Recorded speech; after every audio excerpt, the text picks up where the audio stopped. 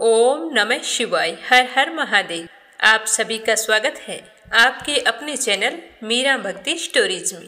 आज कार्तिक माह के शुक्ल पक्ष की द्वितीया तिथि और गुरुवार है। आज भाई दूज का पावन पर्व मनाया जाएगा, तो सभी को भाई दूज के पावन पर्व की हार्दिक शुभकामनाएं। सभी बहनों के जीवन में भाई का साथ हमेशा बना रहे। अपने मायके की तरफ से हर बहन खुशहाल रहे। तो सारे भाइयों से मेरा निवेदन है कि आज भैया दूज के पावन अवसर पर अपनी बहन के घर जरूर जाएं और उससे तिलक करवाकर रक्षा सूत्र बंधवाएं, ताकि आपकी और आपकी बहन की जिंदगी हमेशा खुशहाल रहे। तिलक करवाएं तो ध्यान रखें कि राहु काल का समय नहीं होना चाहिए। आज रविवार है, तो शाम को 4:30 बजे से लेकर 6 बजे तक राहु काल का समय रहेगा, तो इस दौरान तिलक ना करवाएं। और बहनों से भी मेरा कहना है कि आपके भैया जब आपके घर आए तो अपने भाई के बड़े ही हंसी खुशी से स्वागत करें। मन में किसी तरह का गिला शिकवा नहीं रखना चाहिए, क्योंकि भाई की कमी वही बता सकती है जिसके भाई नहीं होता। इसीलिए शुभ मुहूर्त में अपने भाई के तिलक करें, रक्षा सूत्र बांधें और मंगल जीवन की कामना करें। तो आइए आप सभी की मंगल कामना के साथ शुरू करते हैं आज की कथा। सबसे पहले सुनेंगे एक छोटी सी कहानी गणेश जी भगवान की। प्रेम से बोलो गणेश जी महाराज की जय हो। एक बार देवताओं के कोषाध्यक्ष कुबेर जी को अपने धन वैभव पर बहुत ही अहंकार हो गया था। उन्होंने अपना धन वैभव दिखाने के लिए भगवान शिव और मां पार्वती को भोजन पर आमंत्रित करने का निश्चय किया। जब वो भगवान शिव के पास पहुंचे तो भगवान शिव तो अंतर्यामी है, वे कुबेर के अहंकार के बारे में जान गए। भगवान शिव कहने लगे कि कुबेर, हम दोनों तो नहीं आ पाएंगे, लेकिन गणेश आ जाएगा। गणेश जी भी समझ गए कि पिताजी मुझसे क्या करवाना चाहते हैं, तो गणेश जी सही समय पर कुबेर के निवास पर पहुंच गए। कुबेर जी ने गणेश जी को अपना धन वैभव दिखाने के लिए बहुत प्रसन्न होकर सोने चांदी के बर्तनों में भोजन परोसा और बड़े ही खुश होकर पास में बैठ गए कि अब गणेश से मुख से मेरी खूब तारीफ सुनूंगा। लेकिन कुबेर की खुशी कहाँ टिकने वाली थी, क्योंकि गणेश जी ने भोजन की तारीफ तो की, लेकिन बार बार भोजन मांगते रहे। गणेश जी ने थोड़े ही समय में कुबेर की रसोई में बना हुआ सारा भोजन समाप्त कर दिया। पर गणेश जी कह रहे थे कि मेरा पेट तो अब भी नहीं भरा है, कृपया करके आप मेरे लिए भोजन और मंगवाइए। अब कुबेर कहाँ से मंगवाए? गणेश जी ने तो सारा भोजन समाप्त करवा दिया था। तो कुबेर वहां पर चुपचाप बैठे रहे। गणेश जी कुबेर से कहने लगे कि अगर तुम मुझे पर्याप्त भोजन नहीं करवा सकते थे तो मुझे बुलाया ही क्यों था? किस काम का है यह धन वैभव? तुम्हें पता है कि मुझे तो धन वैभव से ज्यादा प्यारा अच्छा भोजन है। तो गणेश जी के ऐसा कहते ही कुबेर जी के सब कुछ समझ में आ गया कि गणेश जी ने यह सब कुछ मेरा अहंकार तोड़ने के लिए किया है। तो कुबेर ने हाथ जोड़कर गणेश जी भगवान से माफी मांगी। तो गणेश जी बड़े ही खुश होते हुए अपने पिता के पास आकर सारा वृतांत बताया। इसीलिए कहते हैं कि हमें अपने पद और प्रतिष्ठा पर कभी भी अहंकार नहीं करना चाहिए। बोलो गणेश भगवान की जय हो। अब अपने सुनते हैं भाई दूज पर सुनी जाने वाली पौराणिक कथा। प्रत्येक नए श्रोता से मेरा निवेदन है कि इस चैनल को सब्सक्राइब जरूर करें और ज़्यादा से ज़्यादा इस चैनल पर प्रस्तुत होने वाली कथाओं को शेयर करें। मुझे पूरा विश्वास है कि आप मुझे निराश नहीं करेंगे और अपने इस चैनल को और भी बड़ा बनाने में अपना सहयोग प्रदान करेंगे। भगवान श्री हरि आपकी सारी मनोकामनाएं पूर्ण करे। बोलो सूर्य देवता की जय हो। पौराणिक कथा के अनुसार सूर्य की पत्नी का नाम संज्ञा था। उनके 2 संतानें थी, एक पुत्र और एक पुत्री। पुत्र का नाम यमराज था और पुत्री का नाम यमुना था। संज्ञा सूर्य का तेज सहन नहीं कर पाती थी। सूर्य के तेज से उन्हें बड़ी परेशानी होती थी। तो संज्ञा ने अपनी छाया मूर्ति का निर्माण करके उसको अपने बच्चों की जिम्मेदारी सौंपकर आप वहां से तप करने के लिए चली गई। छाया को यम और यमुना से अधिक लगाव नहीं था, परंतु यमुना अपने भाई यमराज से बड़ा ही स्नेह करती थी। यमुना अपने भाई यमराज के यहाँ हमेशा जाती थी, उससे सुख दुख की बातें करती और कहती कि भैया कभी तो तुम मेरे घर पर भी आओ। पर यमराज कहते कि बहना मुझे तो बिल्कुल भी समय नहीं है, तुम ही बताओ कि मैं कब आऊं। तो बहन जब भी आती कहकर हमेशा जाती। एक बार कार्तिक शुक्ल द्वितीया का दिन था। यमराज को अचानक अपनी बहन की याद आई। उन्होंने सोचा कि आज जो कुछ भी हो जाए आज यमुना के घर जरूर जाऊंगा। तो उन्होंने सारी तैयारी करके बहन के घर जाते समय नरक में निवास कर रहे सभी जीवों को मुक्त कर दिया और अपनी बहन के घर पहुंच गए। इस तरह अचानक से यमुना ने अपने बड़े भाई को आया देखा तो बहुत ही खुश हुई। खूब आदर सत्कार किया, विविध प्रकार के व्यंजन बनाकर भोजन करवाया, माथे पर तिलक लगाया और रक्षा सूत्र बांधा। तो यह देखकर यमराज बहुत ही खुश हुए और कहने लगे कि बहन तुम मुझसे कितना स्नेह करती हो, आज मैं तुम पर बहुत ही प्रसन्न हूँ। तुम मुझसे कोई वरदान मांगो, मैं कहे अनुसार अवश्य दूंगा। तो अपने भाई का आग्रह देखकर यमुना कहने लगी कि भैया मेरे पास सब कुछ है, अगर आप मुझे वरदान देना ही चाहते हैं तो मुझे यह वरदान दीजिए कि आज के दिन हर साल आप मेरे यहाँ आएंगे और भोजन करेंगे। ऐसा करने से मुझे बहुत ही खुशी मिलेगी। साथ ही यह भी वरदान दें कि आज के दिन जो भी भाई अपनी बहन के घर जाकर आतिथ्य स्वीकार करेगा और इस दिन जो बहन अपने भाई के माथे में तिलक करके रक्षा सूत्र बांधेगी और भोजन करवाएगी उसे कभी भी आपका भय नहीं रहेगा। तो यमराज ने कहा कि बहन जैसा तुम कहती हो वैसा ही होगा। इसके साथ साथ मैं यह भी वरदान देता हूँ कि अगर इस दिन कोई भी भाई बहन यमुना नदी में डुबकी लगाएंगे तो भी वो मेरे प्रकोप से हमेशा बचे रहेंगे। तो इस तरह अपनी बहन को आशीर्वाद देकर यमराज यमलोक चले गए। कहा जाता है कि तभी से भाई दूज की प्रथा चल पड़ी, तभी तो इसे भैया दूज और यम द्वितीया के नाम से जाना जाता है। अब अपने सुनते हैं भैया दूज की दूसरी कहानी। श्रद्धा भाव से सुनते रहिए। एक समय की बात है, एक गांव में एक बूढ़ी माई रहती थी। उसके 7 बेटे और एक बेटी थी। बेटी की शादी हो चुकी थी और वह ससुराल चली गई। कुछ महीनों बाद बुढ़िया ने अपने बड़े बेटे की शादी तय की। जिस दिन शादी होने वाली थी तो फेरों के समय एक नाग आया और उसके बेटे को डस लिया। डसते ही उसके बेटे की मृत्यु हो गई और फेरों के साथ ही बहू विधवा हो गई। जब बेटे की बारात वापिस आई तो अपने मृत बेटे को देखकर वह बुढ़िया बहुत ही दुखी हुई। 1 साल बीत गया। उसके बाद में उसने अपने दूसरे बेटे की शादी तय की तो उसकी भी उसी तरह मृत्यु हो गई। फेरों के समय नाग आया और उसने डस लिया। इस तरह बुढ़िया के एक एक करके 6 बेटे मृत्यु को प्राप्त हो गए। अपने बेटों की मृत्यु से बूढ़ी माई बहुत ही दुखी हो चुकी थी और रो रो कर दुख के मारे आंखों से अंधी हो गई। फिर उसने सोचा कि 7वें बेटे की शादी नहीं करूंगी, बहू का सुख तो पता नहीं कब देखूंगी, कहीं ये भी अपने भाइयों की तरह मृत्यु को प्राप्त ना हो जाए। ऐसा करते करते दीपावली का त्योहार आया तो बुढ़िया माई को दीपावली की कोई भी खुशी नहीं थी।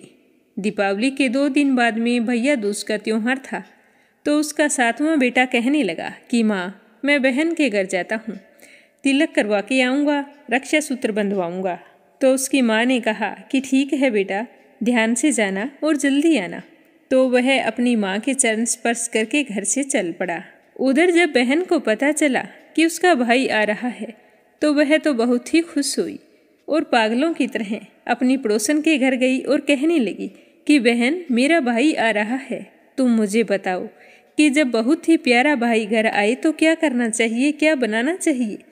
तो उसकी पड़ोसन उसकी खुशी देखकर जल भुन गई और कहने लगी कि अच्छा तेरा प्यारा भाई आने वाला है तो तू ऐसा कर कि रसोई को दूध से लीपना और घी के अंदर चावल पकाना, पानी बिल्कुल भी मत डालना। तो यह सुनकर बहन घर आ गई। घर आकर दूध से रसोई लीप ली और घी के अंदर चावल डालकर पकने के लिए चूल्हे पर चढ़ा दिए। उधर जब उसका भाई आ रहा था तो रास्ते में घना जंगल पड़ता था तो उसमें उसे एक सांप मिला। जैसे ही वो सांप उसे डसने लगा तो भाई कहने लगा कि अरे तुम मुझे क्यों डस रहे हो। तो वह सांप कहने लगा कि मैं तुम्हारा काल हूँ और मैं तुम्हें डसकर मौत के घाट उतार दूंगा। तो भाई कहने लगा कि मेरी बहन मेरा इंतजार कर रही है, जब मैं तिलक करवा के लौटूं तब तुम मुझे डस लेना। तो सांप कहने लगा कि भला आज तक कोई अपनी मौत के लिए लौट कर आया है जो तुम आओगे? तो भाई ने कहा कि अगर तुम्हें यकीन नहीं है तो तुम मेरे थैले में बैठ जा, जब मैं अपनी बहन से तिलक करवा लूं तो तुम मुझे डस लेना। तो सांप ने ऐसा ही किया, उसके थैले में घुसकर बैठ गया। अब उस थैले को उठाकर भाई अपनी बहन के घर पहुंचा। दोनों बहन भाई एक दूसरे को देखकर बहुत ही खुश हुए। भाई कहने लगा कि बहन जल्दी से खाना दे दे, बड़ी जोरों की भूख लगी है। तो उसकी बहन बहुत ही उदास थी। उसकी उदासी देखकर उसका भाई कहने लगा कि बहन क्या बात है, खाने में इतनी देरी क्यों हो रही है, और साथ ही तुम इतनी बुरी तरह से उदास है, तेरी तबीयत तो ठीक है? तो वह कहने लगी कि भैया क्या बताऊं, मैंने तो बहुत ही खुश होकर आपके लिए भोजन तैयार किया था, पर वो तो पक ही नहीं रहा। तो उसका भाई बोला कि बहन तुम क्या पका रही है? तो बहन ने बता दिया कि भैया पहले तो रसोई दूध से लिपी थी, वो भी नहीं सूख रही, गीली रसोई है, और घी के अंदर चावल डालकर चूल्हे चढ़ा दिए हैं, वो भी पकने का नाम नहीं ले रहे हैं।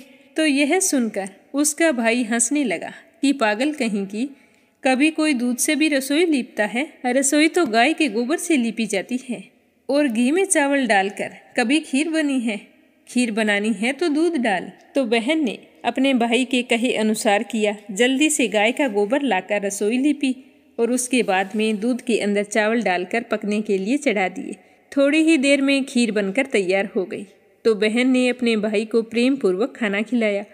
तो खाना खाते ही उसके भैया को नींद आने लगी। तो वो बोला कि बहन मुझे तो नींद आ रही है, मैं सो रहा हूँ। तो इतने में बहन के बच्चे आ गए और अपने मामा को देखते ही जोर जोर से कहने लगे कि मामा मामा हमारे लिए क्या लेकर आए हो? तो उसका मामा बोला कि बेटा मैं तो कुछ नहीं लाया।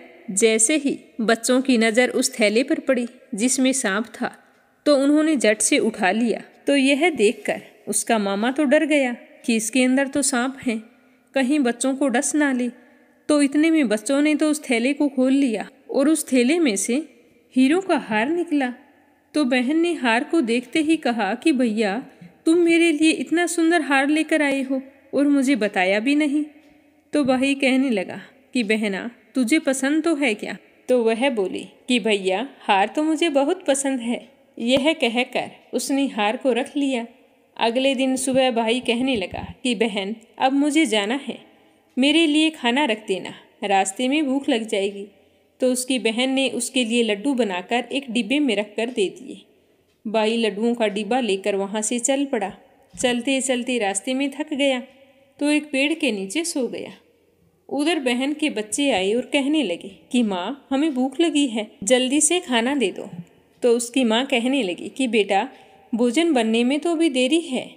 तो बच्चे कहने लगे कि माँ मामा के लिए क्या बनाया था वही दे दो।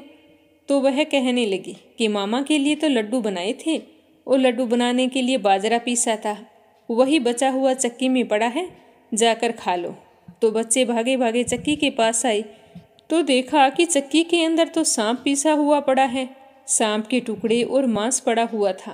तो वो भागकर अपनी माँ के पास गए कि माँ चक्की के अंदर तो सांप के टुकड़े हैं, आपने सांप पीसा था क्या? तो यह सुनते ही उसकी माँ तो बावली सी हो गई और अपने भाई के पीछे जोरों से भागी। रास्ते भर लोगों से पूछती गई कि किसी ने मेरे भाई को देखा है। तभी एक आदमी ने कहा कि सामने जो पेड़ दिखाई दे रहा है उसके नीचे एक आदमी सोया हुआ है, जाकर देख लो, शायद तुम्हारा भाई हो। तो वह भागी भागी उस पेड़ के नीचे गई और देखा उसका भाई सो रहा था। तो वो तो डर गई कि क्या पता मेरा भाई आज जिंदा है या नहीं। इस तरह घबराते हुए अपने भाई को जोरों से हिलाकर कहा कि भैया भैया आपको नींद आ गई। तो उसका भाई जाग गया और कहने लगा कि क्या बात है बहन, तुम मेरे पीछे क्यों आई? तो वो बोली कि भैया मैंने आपको लड्डू दिए थे, कहीं तुमने वो खा तो नहीं लिए? तो उसका भाई नींद में था, कहने लगा कि बहन ले दे के लड्डू ही दिए थे और उन्हीं के लिए पीछे पीछे आ गई, ये रे तेरे लड्डू, तू वापस ले जा। तो उसकी बहन कहने लगी कि नहीं भाई तू झूठ बोल रहा है, ज़रूर तूने लड्डू खाया है, अब तो मैं तेरे साथ चलूँगी। तो उसका भाई हंसकर कहने लगा कि बहना साथ चलना था तो सीधे ही बोल देती कि मुझे मायके जाना है, बहाना बनाने की क्या जरूरत है। तो दोनों भाई बहन वहाँ से चल पड़े। चलते चलते रास्ते में बहन को प्यास लग गई तो वह कहने लगी कि भैया मुझे तो पानी पीना है। तो उसका भाई बोला कि अब मैं यहाँ तेरे लिए पानी कहाँ से लाऊं। इस तरह कहते हुए उसने ऊपर आकाश में देखा तो कहीं दूर चील उड़ रही थी। तो कहा कि बहन वो देखो सामने चील उड़ रही है, शायद वहाँ पर पानी हो, तुम वहाँ जाकर पानी पी आओ, तब तक मैं विश्राम कर लेता हूँ। तो बहन वहाँ पर चली गई। वहाँ जाकर पानी पिया और अपने भैया के लिए पानी लेकर जब वहाँ से लौट रही थी तो रास्ते में देखा कि एक जगह ज़मीन में 6 सिलाएं गड़ी है और एक बिना गड़े हुए रखी हुई है। तो उसने एक बुढ़िया से पूछा कि बूढ़ी माई ये सिलाएं कैसी है, 6 तो गड़ी हुई हैं और एक बिना गड़े हैं। तो बुढ़िया कहने लगी कि पास ही में एक गांव है, उसमें एक बुढ़िया रहती है, उसके 7 बेटे थे। 6 बेटों की तो शादी के मंडप में ही मृत्यु हो गई। ये तो उनके नाम की सिलाई हैं और ये जो खाली पड़ी हैं वे 7वें बेटे के लिए हैं। जब उसके 7वें बेटे की शादी होगी तो वह भी मंडप में मर जाएगा, तब यह 7वीं सिला भी जमीन में गड़ जाएगी। तो यह सुनते ही बहन समझ गई कि जरूर मेरे भाइयों की बात हो रही है। तो उसने बुढ़िया को नहीं बताया कि वो मेरे ही भाई हैं। वो पूछने लगी कि बूढ़ी माई 7वां है, उसे बचाने का कोई तो इलाज होगा। तो बुढ़िया ने उसकी बात सुनकर सब कुछ बता दिया कि उसके भाई को कैसे बचाया जा सकता है। सारा कुछ जानकर वह वहाँ से अपने बाल खोलकर पागलों की तरह चिल्लाती हुई अपने भाई को गालियां देती हुई चलने लगी। जैसे ही अपने भाई के पास पहुंची तो कहने लगी कि तेरी मौत तो निश्चित है, तू जरूर मरेगा। तो यह सुनकर उसका भाई सोचने लगा कि मेरी बहन को क्या हो गया है, पानी पीने गई थी और पागल होकर आ गई है। उसके समझ में कुछ नहीं आ रहा था। तो वह चुपचाप अपनी बहन को लेकर घर आ गया। तो अपनी बेटी को पागलों की तरह करती देखकर उसकी माँ को बड़ा ही दुख हुआ।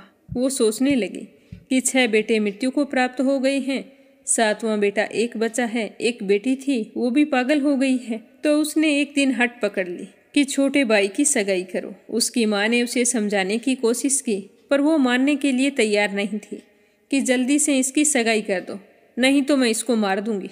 तो उसकी माँ सोचने लगी कि शायद मेरे भाग्य में बेटों का सुख लिखा ही नहीं है, अगर इसकी शादी करूंगी तो भी ये मरेगा और ना करूंगी तो ये मार देगी। अब इस पागल को समझाने का कोई फायदा नहीं है, अब जो भाग्य में होगा वो देखा जाएगा। तो बुढ़िया ने अपने छोटे बेटे की शादी तय कर दी। शादी का दिन आ गया। जब उसके भाई को सेहरा पहनाया जाने लगा तो वो कहने लगी कि इसको सेहरा क्यों बंधवा रहे हो, सेहरा तो मैं पहनूंगी, इसकी तो मौत निश्चित है, ये जरूर मरेगा। तो सारे लोग उसकी बात सुनकर बहुत ही परेशान हो गए और सेहरा बहन को दे दिया। तो बहन ने सेहरा पकड़कर देखा तो उसके अंदर सांप का बच्चा था। तो उसने जल्दी से उसमें से निकाल कर उसे फेंक दिया और फिर सेहरा अपने भाई को पहना दिया। जब भाई घोड़ी पर चढ़ने लगा तो बहन फिर कहने लगी कि ये घोड़ी पर क्यों चढ़ेगा, घोड़ी पर तो मैं चढ़ूंगी, इसे तो मरना है, इसकी मौत निश्चित है, इसकी लाश को चील कौवे खाएंगे। तो यह सुनकर गांव वाले और रिश्तेदार बहुत ही परेशान हो गए और सोचने लगे कि बेचारी इस बुढ़िया माई ने न जाने कौन से बुरे कर्म किए थे जिनका फल इन्हें आज भुगतना पड़ रहा है। 6 बेटों की मृत्यु हो गई है और बेटी पागल होकर अपने एक ही बचे हुए भाई को न जाने क्या क्या बद्दुआएं दे रही है। तो उसकी जिद के आगे सारे हार गए और उसे घोड़ी पर चढ़ा दिया।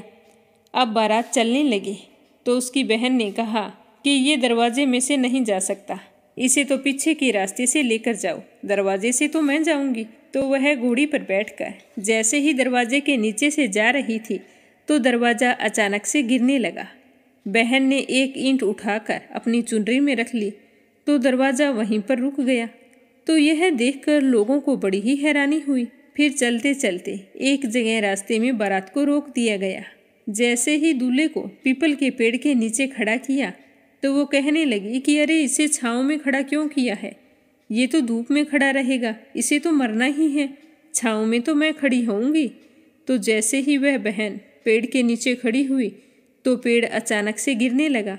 तो बहन ने एक पत्ता तोड़कर अपनी चुनरी में रख लिया। तो पेड़ वहीं पर रुक गया। तो यह देखकर गांव वाले सोचने लगे कि ये कोई बावली या पागल नहीं है, ये तो जरूर अपने भाई को बचाने के लिए कुछ न कुछ टोना टोटका सीख कर आई है, जो बार बार अपने भाई की रक्षा कर रही है। ऐसा करते करते फेरों का समय आ गया। जब दुल्हन फेरों पर आई तो बहन दुल्हन के कान में कहने लगी कि अब तक तो मैंने तेरे पति को बचा लिया है, अब तुम्हें ही बचाना है। अगर तुम चाहो तो अपने चतुराई से अपने पति के साथ साथ अपने मरे हुए जेठों को भी बचा सकती हो। तो उसने अपनी ननंद से कहा कि आप चिंता ना करें। तो यह सुनकर उसकी ननंद बहुत ही खुश हुई और वहीं पर बैठ गई। फिर दोनों के फेरे होने लगे। जैसे ही फेरे पूरे होने वाले थे तभी वहां पर एक सांप आया और वो दूल्हे को डसने लगा। तो दुल्हन ने उसे एक हांडी के नीचे दबा दिया। तभी वहां पर लहराती हुई नागिन आई और दुल्हन से कहने लगी कि मेरे पति को छोड़ दे। तो दुल्हन ने कहा कि पहले तू मेरे पति को छोड़। तो नागिन ने कहा कि ठीक है, तेरे पति को छोड़ दिया, अब तू मेरे पति को छोड़। तो दुल्हन बोली कि ऐसे नहीं, 3 बार बोल फिर छोड़ूंगी। तो नागिन ने 3 बार बोल कर कहा कि 3 बार बोल दिया है, अब तो मेरे पति को छोड़ दे। तो दुल्हन बोली कि एक पति को छोड़ने से क्या होगा, हंसने बोलने के लिए जेठ जेठानी भी तो होने चाहिए। तो नागिन ने उसके एक जेठ को छोड़कर कहा कि अब तो मेरे पति को छोड़ दे। तो दुल्हन कहने लगी कि एक से क्या होगा, एक तो परदेश चला जाएगा, फिर मैं किसके साथ बातचीत करूंगी। तो नागिन ने दूसरे जेठ को भी छोड़ दिया, कहा अब तो मेरे पति को छोड़ दे। तो दुल्हन कहने लगी कि एक जेठ से लड़ाई हो गई, तो मैं कौन सी जेठानी और जेठ के साथ बात करूंगी, एक तो विदेश चला गया है। इस तरह कहकर तीसरे को भी छुड़वा लिया। इस तरह चतुराई से दुल्हन ने अपने 6 जेठों को छुड़वा लिया। फिर सभी के ससुराल में समाचार करवाया कि उनके दामाद फिर से जिंदा हो गए हैं। तो यह सुनकर सारे के सारे बहुत ही खुश हुए और उन्होंने अपने अपने जवाइयों को बुलाकर अपनी बेटियों को विदा कर दिया। फिर 7 बेटे और 7 बहुएं खुशी खुशी अपनी ससुराल की ओर चल पड़ी। और उधर पीछे बूढ़ी माई का रो रो कर बुरा हाल था। वो सोच रही थी कि क्या पता मेरा 7वां बेटा अपने भाइयों की तरह वापस आएगा या नहीं आएगा। तभी गांव वालों ने उन्हें आकर बताया कि आपके 7 बेटे और बहुएं आ रही हैं। तो उसे यकीन नहीं हुआ।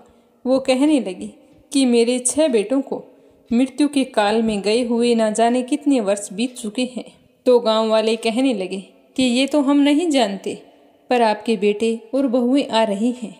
तो बुढ़िया बोली कि हे भगवान, अगर ये बात सच्ची हो तो मेरी आंखों की रोशनी वापस आ जाए और मेरे सीने से दूध की धारा बहे, जिससे गांव वालों को और मुझे विश्वास हो कि वो मेरे ही बेटे बहू हैं।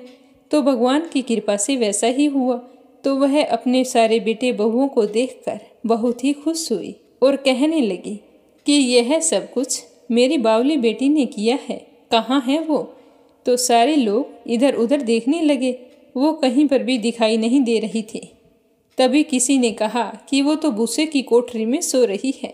जब उसे उठाया तो उसे पता चला कि उसके भाई सही सलामत हैं। तो वह चुपचाप अपने घर को चली।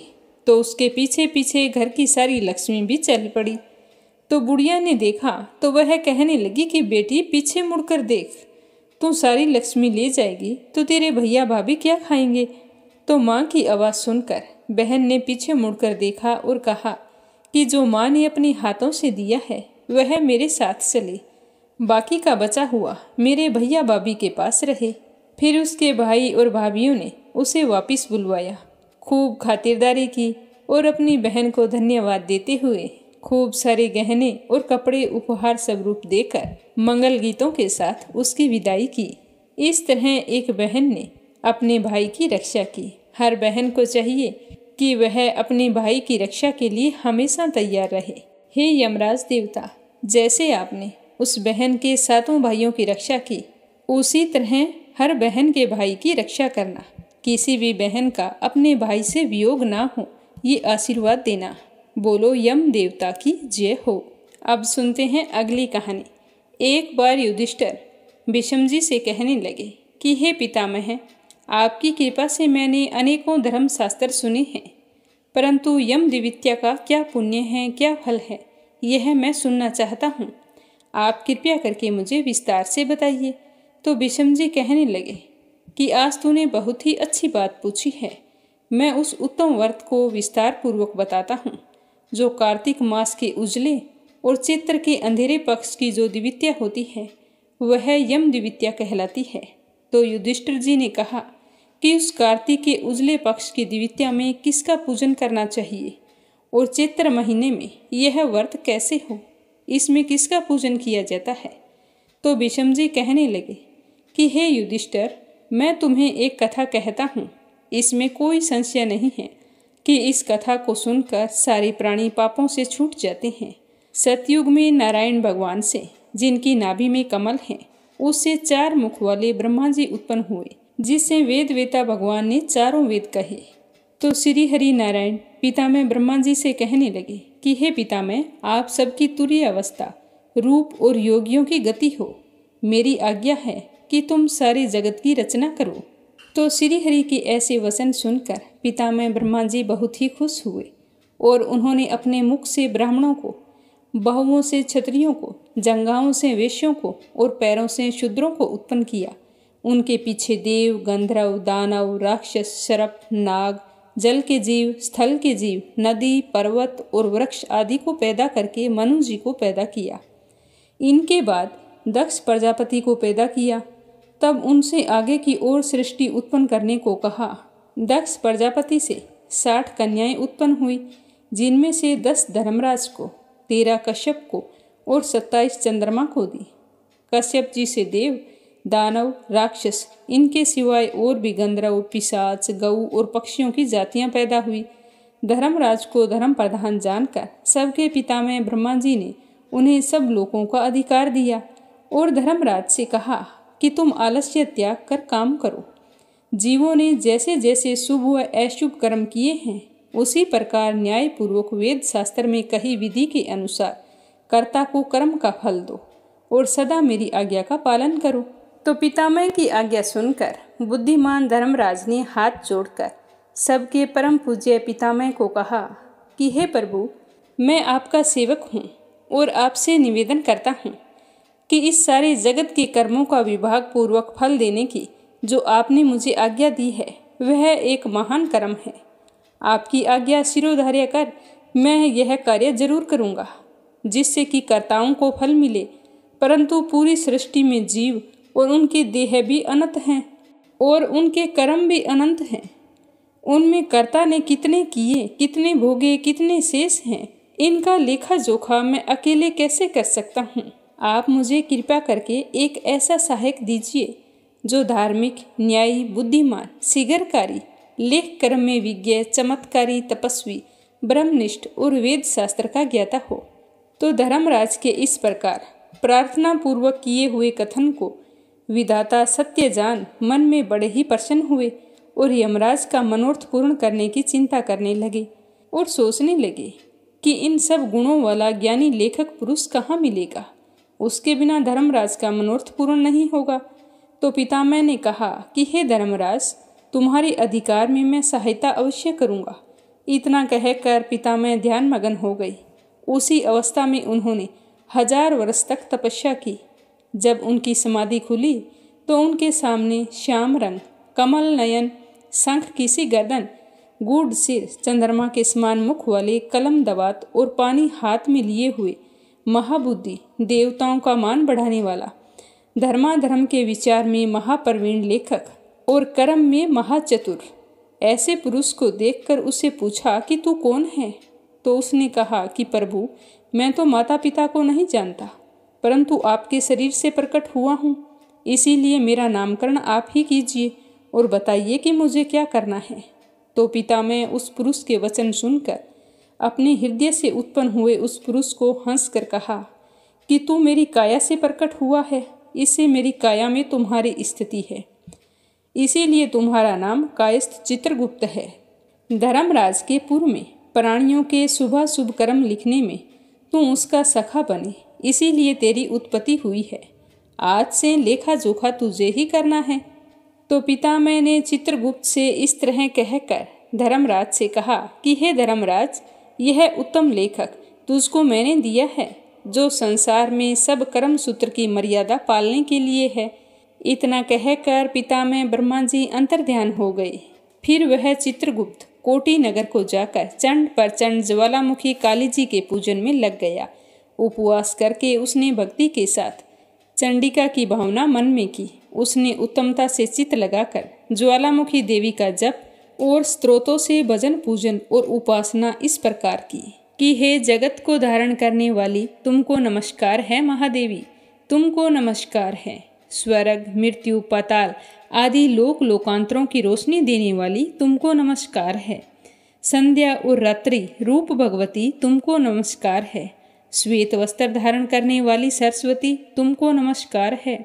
सत्य रज तमोगुण रूप देवगणों को कांति देने वाली देवी, हिमाचल पर्वत पर स्थापित आदि शक्ति चंडी देवी, तुमको नमस्कार है। उत्तम और न्यून गुणों से रहित वेद की प्रवृत्ति करने वाली, 33 कोटि देवताओं को प्रकट करने वाली, त्रिगुण रूप निर्गुण गुण रहित, गुणों से परे गुणों को देने वाली, 3 नेत्रों वाली, 3 प्रकार की मूर्ति वाली, साधकों को वर देने वाली, दैत्यों का नाश करने वाली, इंद्रादि देवों को राज्य देने वाली, श्री हरि से पूजित देवी, हे चंडिका, आप इंद्रादि देवों को जैसे वरदान देती हो वैसे ही मुझको वरदान दीजिए। मैंने लोगों के अधिकार के लिए आपकी स्तुति की है, इसमें कोई संशय नहीं है। तो चित्रगुप्त की ऐसी स्तुति सुनकर देवी प्रकट होकर बोली कि हे चित्रगुप्त, तूने मेरी आराधना और पूजन किया है, तो मैं खुश होकर तुमको वरदान देती हूँ कि तुम परोपकार में कुशल, अपने अधिकार में स्थान स्थिर और असंख्य वर्षों की आयु वाला होगा। यह वरदान देकर दुर्गा देवी जी अंतर्ध्यान हो गई। उसके बाद चित्रगुप्त धर्मराज के साथ उसके स्थान पर गए और वे आराधना करने योग्य अपने आसन पर स्थित हुए। उसी समय ऋषियों में उत्तम ऋषि सुशर्मा, जिनके संतान नहीं थी और उन्हें संतान की चाहना थी, तो उसने पितामह ब्रह्मा जी की आराधना की। तो पितामह ने प्रसन्न होकर उसकी इरावती नाम की एक कन्या थी, उसका विवाह चित्रगुप्त के साथ कर दिया। उस कन्या से चित्रगुप्त के 7 पुत्र हुए, जिनके नाम थे चारु, सुचारु, चित्तर, मतिमान, हेमवान, चित्रचारु, अरुण और 8वां अतीन्द्रिय था। और दूसरी मनु की कन्या, जिसकी शादी भी चित्रगुप्त से हुई थी, उसके 4 पुत्र हुए। उनके भी नाम इस तरह थे, भानु, विभानु, विश्वभानु और वीर्यवान। चित्रगुप्त के 5 पुत्र विख्यात हुए और पृथ्वी तल पर विचरे। तो उनमें से चारु मथुरा जी को गए और वहां रहने से मथुरा हुए। हे राजन, सुचारु गोड़ बंगाले को गए, इसीलिए वे गोड़ हुए। चित्रबट नदी के पास नगर को गए, इसीलिए वे भटनागर कहलाए। श्रीवास नगर में भानु बसे, इससे वे श्रीवास्तव कहलाए। हेमवान अम्बा दुर्गा जी की आराधना कर अम्बा नगर में ठहरे, इसीलिए वे अम्बष्ट कहलाए। सक्सेन नगर में अपनी भार्या के साथ मति मान गए, इससे वे सूर्यध्वज कहलाई और अनेक स्थानों में बसे अनेक जाति कहलाई। उस समय पृथ्वी का एक राजा, जिनका नाम सोदास था, सौराष्ट्र नगर में उत्पन्न हुआ। वह महापापी, पराया धन चुराने वाला, पराई स्त्रियों में आसक्त, महाअभिमानी, चुगलखोर और पाप कर्म करने वाला था। हे राजन, जन्म से लेकर सारी उम्र उसने कोई भी धर्म का कार्य नहीं किया था। किसी समय वह राजा अपनी सेना लेकर उस वन में, जहाँ बहुत सारे हिरण और जीव रहते थे, शिकार खेलने के लिए गया। वहाँ उसने देखा कि एक ब्राह्मण निरंतर व्रत कर रहा है। वह ब्राह्मण चित्रगुप्त और यमराज जी का पूजन कर रहा था। यम द्वितीया का दिन था। तो राजा ने पूछा कि महाराज, आप क्या कर रहे हैं? तो ब्राह्मण ने यम द्वितीया व्रत कह सुनाया। यह सुनकर राजा ने वहीं उसी दिन कार्तिक महीने के शुक्ल पक्ष की द्वितीया को धूप तथा दीप आदि सामग्री से चित्रगुप्त जी के साथ धर्मराज जी का पूजन किया। व्रत करके उसके बाद वह अपने घर आया। कुछ समय बीता तो उसे याद आया कि वह व्रत करना भूल गया है। याद आने पर उसने फिर से व्रत करने शुरू कर दिए। इसी तरह समय बीतता गया। कुछ समय बाद वह राजा सोदास मृत्यु को प्राप्त हो गया। तो यमदूतों ने उसे दृढ़ता से बांधकर यमराज जी के पास पहुंचाया। तो यमराज जी ने उस राजा को अपने दूतों द्वारा पिटते हुए देखा। तो चित्रगुप्त जी से पूछा कि इस राजा ने क्या कर्म किया है। तो धर्मराज जी की बात सुनकर चित्रगुप्त कहने लगे कि इसने बहुत ही दुष्कर्म किए हैं। परंतु देव योग से एक व्रत किया है जो कार्तिक मास के शुक्ल पक्ष में यम द्वितीया होती है। उस दिन आपका और मेरा गंध, चंदन, फूल आदि सामग्री से एक बार भोजन के नियम से और रात्रि में जागने से पूजन किया है। हे देव, हे महाराज, इसके कारण यह राजा नरक में डालने योग्य नहीं है। तो चित्रगुप्त जी के ऐसा कहने से धर्मराज ने उसे दूतों से छुड़वा दिया और वह यम द्वितीया व्रत के प्रभाव से उत्तम गति को प्राप्त हुआ। तो ये सब सुनकर राजा युधिष्ठिर विषम से कहने लगे कि हे पितामह, इस व्रत में मनुष्य को धर्मराज और चित्रगुप्त का पूजन कैसे करना चाहिए, मुझे भी बताइए। तो विषम जी कहने लगे कि यम द्वितीया के विधान को सुनो। एक पवित्र स्थान पर धर्मराज और चित्रगुप्त की मूर्ति बनाएं और उनकी पूजा की कल्पना करें। उन दोनों की प्रतिष्ठा करके 16 प्रकार व 5 प्रकार की सामग्री से श्रद्धा भक्ति युक्त नाना प्रकार के पकवानों, लड्डुओं, फल फूल, पान तथा दक्षिणा आदि सामग्री से धर्मराज जी की और चित्रगुप्त जी की पूजा करनी चाहिए और बाद में बारंबार नमस्कार करना चाहिए कि हे धर्मराज जी, आपको नमस्कार है, हे चित्रगुप्त जी, आपको नमस्कार है, पुत्र दीजिए, धन दीजिए, सब मनोरथ पूरे कीजिए। इस प्रकार चित्रगुप्त जी के साथ श्री धर्मराज जी का पूजन करके विधि से दवात और कलम की पूजा करें। चंदन, कपूर, नैवेद्य, पान, दक्षिणा आदि सामग्रियों से पूजन करें और कथा सुने और बहन के घर जाकर भोजन करें। फिर बहन को धन का उपहार दें। इस प्रकार भक्ति के साथ यम द्वितीया का व्रत करने वाला पुत्रों से युक्त होता है और मनोवांछित फलों को पाता है। तो ये थी यम द्वितीया के दिन सुनी जाने वाली पौराणिक कथाएं। इस कथा को जो भी कार्तिक मास के शुक्ल पक्ष की द्वितीया तिथि को सुनता है वह पुण्य का भागी बनता है। निसंतान को संतान की प्राप्ति होती है और जिनके संतान होती है उन्हें संतान पक्ष की ओर से कभी भी कोई परेशानी का या वियोग का सामना नहीं करना पड़ता। बोलो धर्मराज जी की जय हो, बोलो चित्रगुप्त जी की जय हो। तो अब अपने सुनते हैं कार्तिक स्नान की कथा। श्रद्धा भाव से सुनते रहिए। नैमिषारण्य तीर्थ में श्री सूत जी ने 88,000 सनकादि ऋषियों से कहा कि मैं आपको कार्तिक मास की कथा विस्तार पूर्वक सुनाता हूँ, जिसको सुनने मात्र से ही मनुष्य के सभी पाप नष्ट हो जाते हैं और अंत समय में बैकुंठ धाम की प्राप्ति होती है। इसके बाद श्री सूत जी कहने लगे कि जब श्री कृष्ण से अनुमति लेकर देव ऋषि नारद चले गए तो उसके पश्चात सत्यभामा बहुत ही खुश होकर भगवान श्री कृष्ण से कहने लगी कि हे प्रभु, मैं तो धन्य हुई, मेरा जन्म सफल हुआ। मुझ जैसी त्रिलोकीय सुंदरी के जन्मदाता भी धन्य हैं, जो मैं आपकी 16,000 स्त्रियों के बीच में परम प्यारी पत्नी बनी हूँ। मैंने आपके साथ नारद जी को वह कल्प वृक्ष आदि पुरुष विधि पूर्वक दान में दिया था, परंतु वही कल्प वृक्ष मेरे घर में लहराया करता है। यह बात मृत्यु लोक में किसी को पता नहीं है। हे त्रिलोकीनाथ, मैं आपसे कुछ पूछना चाहती हूँ। तो भगवान ने कहा कि जरूर पूछो। तो वो कहने लगी कि आप मुझे कृपया करके कार्तिक मास महात्म्य की कथा विस्तार पूर्वक सुनाइए, जिसको सुनकर मेरा हित हो और जिसके करने से मेरा कभी भी आपसे विछोह ना हो। ऐसा कभी ना हो कि आप मुझसे विमुख हो जाएं। सूत जी आगे बताने लगे कि सत्यभामा के ऐसे वचन सुनकर श्री कृष्ण भगवान ने हंसते हुए सत्यभामा का हाथ पकड़ा और अपने सेवकों को कहा कि तुम यहीं पर रुको, मैं अभी आता हूँ। यह कहकर विलास युक्त अपनी पत्नी को कल्प वृक्ष के नीचे ले गए। फिर हंसकर कहने लगे कि हे प्रिय, 16,000 रानियों में से तुम मुझे प्राणों के समान प्यारी हो। तुम्हारे लिए मैं इंद्र एवं देवताओं से विरोध किया था। हे कांते, जो बात तुमने मुझसे पूछी है उसे ध्यानपूर्वक सुनो। एक दिन की बात है, तुमने कल्प वृक्ष की इच्छा जाहिर की, तो तुम्हारी इच्छा पूर्ति के लिए मैं गरुड़ पर सवार होकर इंद्रलोक गया और वहाँ जाकर कल्प वृक्ष मांगा। तो इंद्र ने मना कर दिया। तो इंद्र के मना करने पर इंद्र और गरुड़ में घोर संग्राम हुआ और गौलोक में भी गरुड़ के साथ गौओं का युद्ध होने लगा। गरुड़ ने अपनी चोंच की चोट से गौओं के कान एवं पूंछ काट काट कर गिरा दिए, जिससे 3 वस्तुएं उत्पन्न हुई। कान से तंबाकू, पूंछ से गोभी और रक्त से मेहंदी बने। कहते हैं कि इन तीनों का प्रयोग करने वाले को मोक्ष नहीं मिलता। तब गौओं ने भी क्रोधित होकर गरुड़ पर वार कर दिया, जिससे गरुड़ के 3 पंख टूटकर गिर गए। पहले पंख से नीलकंठ, दूसरे से मोर और तीसरे से चकवा चकवी उत्पन्न हुए। हे प्रिय, इन तीनों का दर्शन करने मात्र से ही शुभ फल प्राप्त हो जाते हैं।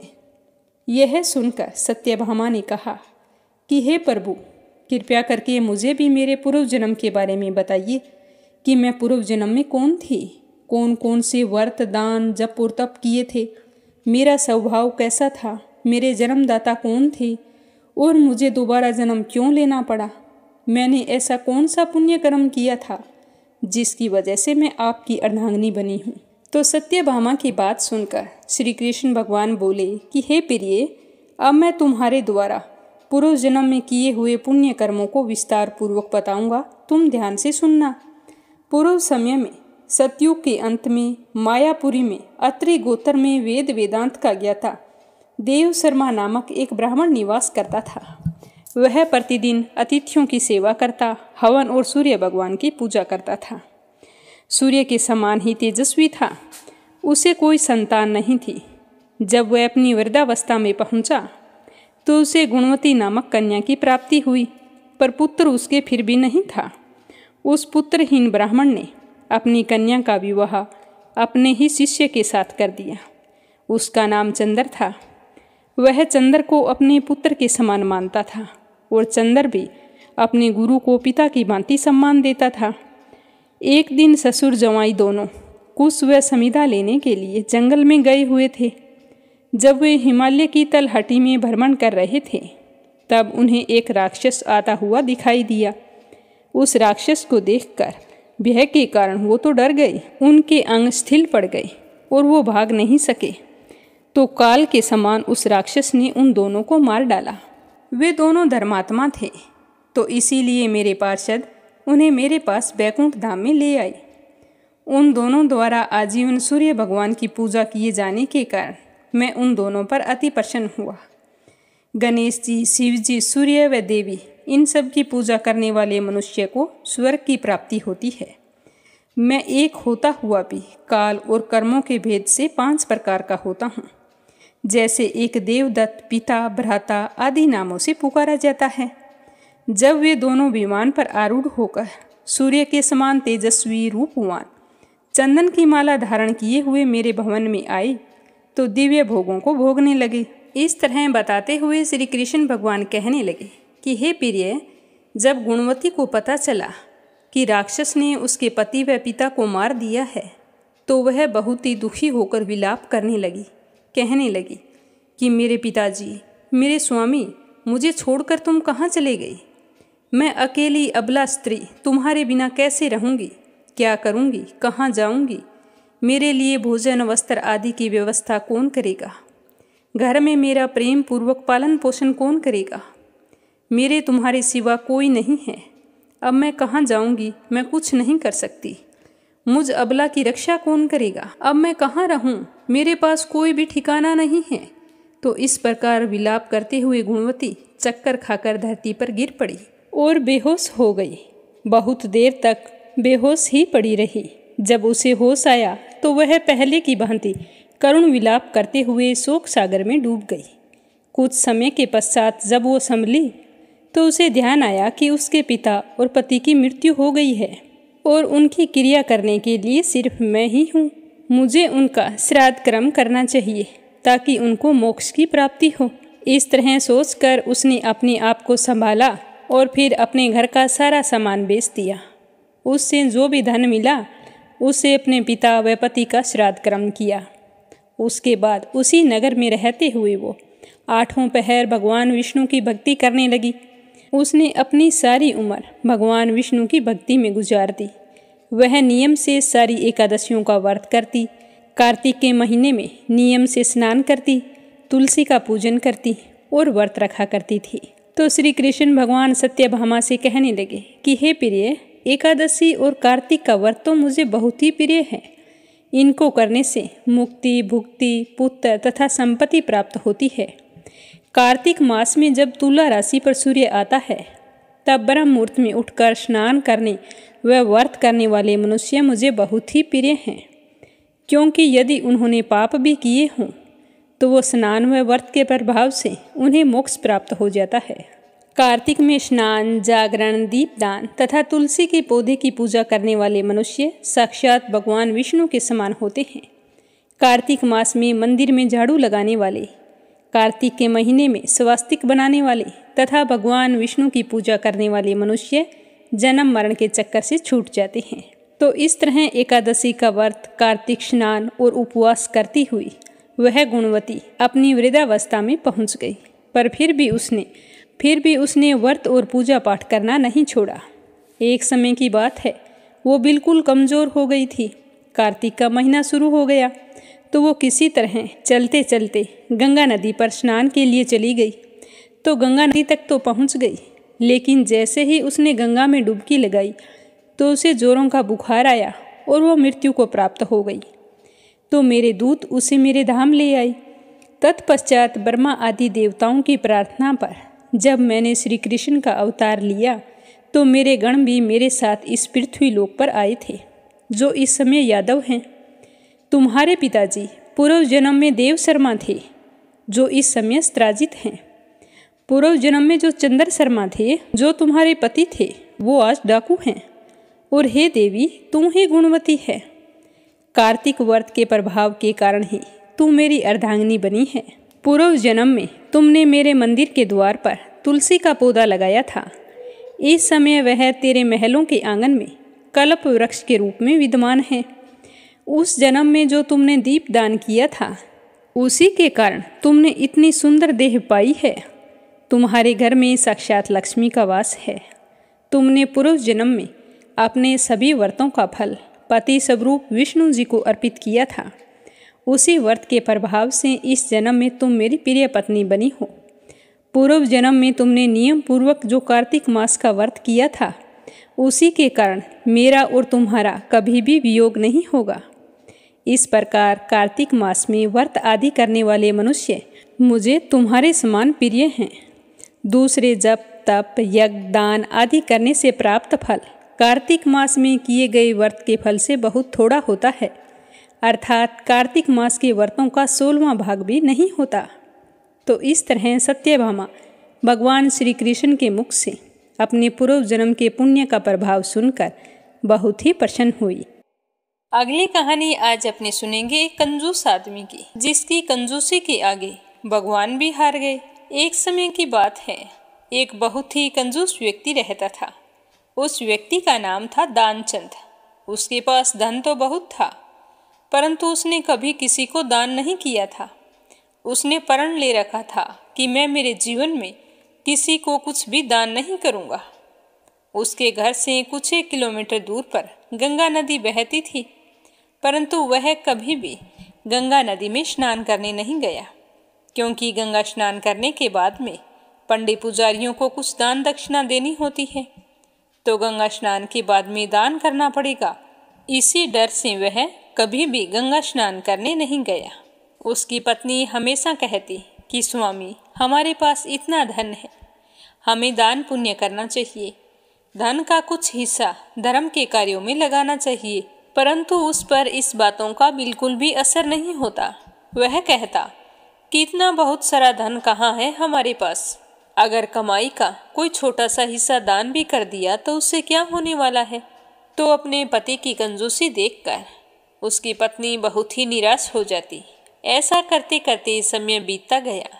एक दिन उस कंजूस की पत्नी कहने लगी कि स्वामी, अब तो हमारा बुढ़ापा आ गया है, अब तो हमें कुछ न कुछ दान करना चाहिए। अब हम इस दुनिया से चले जाएंगे तो सब कुछ पीछे ही रह जाएगा। मैं आपको कितना समझाती हूँ, पर आप पर कोई असर ही नहीं होता। ज़्यादा नहीं कर सकते तो कम से कम एक बार जाकर गंगा स्नान तो कराओ। तो पत्नी की बात सुनकर वह गंगा स्नान करने के लिए चला गया। गंगा नदी उसके घर से 12 किलोमीटर की दूरी पर थी। रास्ते में कहीं पर पैसा खर्च ना हो जाए, इसीलिए वह 12 किलोमीटर तक पैदल ही चला। जब वह दानचंद कंजूस गंगा नदी के किनारे पहुंचा तो उसको लगा कि घाट पर जाएंगे तो पंडित दान दक्षिणा मांगेंगे, इसीलिए वह स्नान करने के लिए मुर्दा घाट पर चला गया। मुर्दा घाट बिल्कुल सुनसान था। उसने इधर उधर देखा, दूर दूर तक कोई भी दिखाई नहीं दिया। उसने जल्दी से गंगा जी में एक डुबकी लगाई। भगवान जो घट घट के वासी हैं, वो तो उसे यह सब कुछ करता हुआ देख रहे थे। तो भगवान सोचने लगे कि क्यों ना इसकी परीक्षा ली जाए। तो भगवान ने एक पंडित का रूप धारण किया और वहां पर खड़े हो गए। जैसे ही दानचंद डुबकी लगाकर बाहर निकला तो पंडित रूपी भगवान बोले कि यजमान की जय हो। तो पंडित को देखते ही दानचंद तो कांप गया और बोला कि हद हो गई, यह पंडित तो मुर्दा घाट पर भी चला आया। तो पंडित बने भगवान कहने लगे कि मैं तो एक संतोषी ब्राह्मण हूँ और एकांत में यहाँ मुर्दा घाट पर ही पड़ा रहता हूँ। यहाँ पर कभी कभार आप जैसा कोई यजमान आ जाता है और मेरे साल भर का इंतजाम एक ही दिन में कर देता है। आज आप आए हैं तो आपको मेरे 1 वर्ष का इंतजाम करना है। तो दानचंद कहने लगा कि पंडित जी, मैं इतना दान नहीं कर सकता। तो दानचंद की बात सुनकर पंडित बोला कि ये बात तो आपने बिल्कुल सही की है। अपनी श्रद्धा हो उसी के अनुसार दान किया जाता है, इसीलिए आप ऐसा करो, 6 महीनों का इंतजाम कर दो। तो दानचंद कहने लगा कि मैं 6 महीनों का इंतजाम भी नहीं कर सकता। तो पंडित ने कहा 3 महीने का कर दो। दानचंद बोला नहीं नहीं, मैं 3 महीने का भी नहीं कर सकता। तो पंडित जी ने कहा तो 1 महीने का कर दो। तो दानचंद कहने लगा मैं 1 महीने का क्या, मैं तो 1 दिन का भी नहीं कर सकता। आप मुझसे बार बार क्यों पूछ रहे हैं? तो पंडित ने कहा कि आपको कुछ ना कुछ तो दान करना ही पड़ेगा, नहीं तो हम आपको जल से बाहर नहीं निकलने देंगे। थक हार कर दानचंद बोला कि 1 आने का दान करूंगा, वह भी उधार। मेरे पास अभी कुछ नहीं है, इसीलिए मेरे घर आकर तुम 1 आना ले आना। तो पंडित जी कहने लगे कि तुम्हारा विश्वास कैसे करूं कि घर पर आने पर आप मुझे 1 आना दे दोगे। पहले संकल्प करो कि मैं तुम्हारे घर आऊं तो तुम मुझे 1 आना दे दोगे। तो दानचंद सोचने लगा कि मेरा घर तो यहाँ से 12 किलोमीटर दूर है, यह पंडित 1 आने के लिए इतनी दूर थोड़ी आएगा। यह सोचकर दानचंद ने संकल्प किया और अपने घर आ गया। घर पहुँचते पहुँचते शाम हो गई। इतनी दूर से चलकर आया था, इसीलिए वह थक गया। जैसे ही वह नहा धोकर भोजन करने के बाद में सोने के लिए जा रहा था, तभी उसके दरवाजे पर उस पंडित ने दस्तक दी। पंडित बोले कि यजमान की जय हो। तो दानचंद की पत्नी ने दरवाजा खोला तो पंडित जी कहने लगे कि आपके पति गंगा स्नान करके आए हैं और मुझे 1 आना देने का संकल्प करके आई हैं। वो मुझे 1 आना दान में देंगे, जाओ उन्हें बाहर भेजो। तो दानचंद की पत्नी चुपचाप अंदर आ गई। आकर अपने पति से पूछने लगी कि स्वामी, आप गंगा स्नान करने गए थे, वहाँ पर किसी पंडित को 1 आना दान करने का संकल्प करके आए हो? तो दानचंद कहने लगा कि हाँ, मैंने एक पंडित को 1 आना देने का संकल्प लिया है। तो उस कंजूस पति की बात सुनकर उसकी पत्नी कहने लगी कि स्वामी, वह पंडित जी अपना 1 आना लेने के लिए दरवाजे पर आए हुए हैं। तो दानचंद सोचने लगा कि वो पंडित 1 आने के लिए इतनी दूर से आ गया, पर मैं तो 1 आना नहीं देने वाला। तो वह अपनी पत्नी से कहने लगा कि तुम जाओ, कह दो कि यजमान तो बीमार हैं, इतनी दूर पैदल गए थे, पैदल आए हैं, तो उनकी तो तबीयत खराब हो गई है, इसीलिए तुम ऐसा करना कि 3-4 दिन बाद आए। तो उसकी पत्नी कहने लगी कि स्वामी, 1 आने की तो बात है, दे क्यों नहीं देते? तो उसका कंजूस पति दानचंद कहने वाला कि मैं किसी को कुछ नहीं देने वाला, तुम जाकर उससे कह दो कि यजमान बीमार है, कुछ दिनों बाद आना। तो पत्नी ने दुखी जैसा मुंह बनाया और पंडित जी से कहने लगी कि महाराज, मेरे पति आज इतनी दूर से पैदल चलकर आए हैं, इसीलिए वो बहुत थक गए हैं और बीमार भी हैं, इसीलिए आप 3-4 दिन बाद आना। तो पंडित बोला, धन मिले या ना मिले, लेकिन वे हमारे यजमान हैं। यजमान बीमार है और पंडित चला जाए, ऐसा नहीं हो सकता।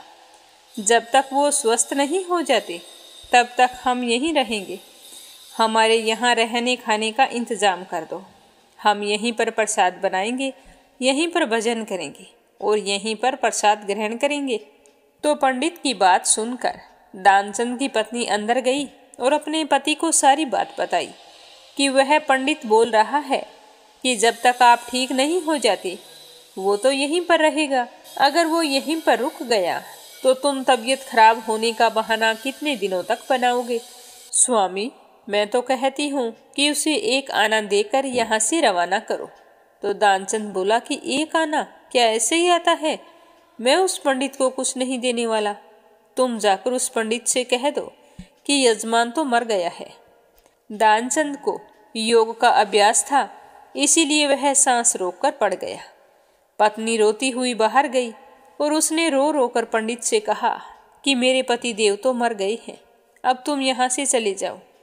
तो पंडित जी कहने लगे, अरे राम राम, हमारे यजमान की मृत्यु हो गई है और हम यहाँ से चले जाएं, ये कैसे हो सकता है? मैं तो उनका अंतिम संस्कार कराकर ही जाऊंगा, पहले नहीं जा सकता। हमारे यजमान हैं।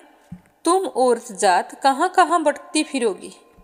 हम सारे गांव में यजमान की मृत्यु की खबर कर देते हैं, फिर उनका अंतिम संस्कार करके हम चले जाएंगे। तो यह कहकर पंडित जी ने सारे गांव में कंजूस दानचंद के मरने की खबर फैला दी। सारा गांव वहां पर इकट्ठा हो गया, लेकिन दानचंद ऐसा विचित्र आदमी एक आना बचाने के लिए सांस रोके पड़ा था। गांव के लोगों ने दानचंद को मुर्दा समझकर बांध लिया। अब उसकी पत्नी जोर जोर से रोने लगी और रो रो कर बोली कि ये मरे नहीं हैं। गांव वाले बोले कि बहन, यह तो तुम्हारा मुंह बोल रहा है। जो होना था वो हो गया है, जो आया है उसे एक दिन जाना ही पड़ता है, इसीलिए तुम धीरज रखो। तो पत्नी कहने लगी कि किस बात का धीरज रखूं, ये सच में नहीं मरे हैं। तो गांव वालों ने उसकी बात नहीं सुनी। सारे कहने लगे कि अचानक से दानचंद की मृत्यु हो गई है। तो इनकी पत्नी को यह बात बर्दाश्त नहीं हुई और वो सदमे में आ गई है। तो उसे दिलासा बंधाते रहे और उसके पति को अर्थी पर बांधकर अंतिम संस्कार के लिए ले गई। पत्नी बेचारी रोती ही रह गई, लेकिन वह विचित्र आदमी इतना सब कुछ होने के बाद भी सांस रोके पड़ा था। गांव वालों के साथ साथ पंडित बने भगवान भी उनके साथ चल पड़े। भगवान ने सोचा कि हद हो गई, हम कहीं नहीं हारे, पर आज तो इस दानचंद ने हमें हरा दिया है। ऐसा विचित्र आदमी आज तक हमने नहीं देखा। एक आना बचाने के लिए बिना मरे ही मरे की तरह पड़ा हुआ है। इसे बिल्कुल भी डर नहीं है कि मुझे सचमुच जला दिया तो मेरा क्या होगा, ये सारा धन तो पीछे ही रहना है। भगवान इस तरह सोचते हुए जा रहे थे तो उसे लेकर सारे गांव वाले शमशान भूमि में पहुंच गए। वहां जाकर दानचंद को लकड़ियों पर रख दिया। अब केवल आग लगानी ही शेष बची थी। तो पंडित रूपी भगवान बोले कि यह हमारे यजमान थे, हम इनकी मुक्ति के लिए इनके कान में कुछ मंत्र बोलेंगे ताकि इनकी मुक्ति आसानी से हो जाए। तो भगवान उसके कान के पास मुंह लेकर गए और बोले कि मैं भगवान विष्णु, मैं बैकुंठ से तुमसे नाता जोड़ने आया हूँ।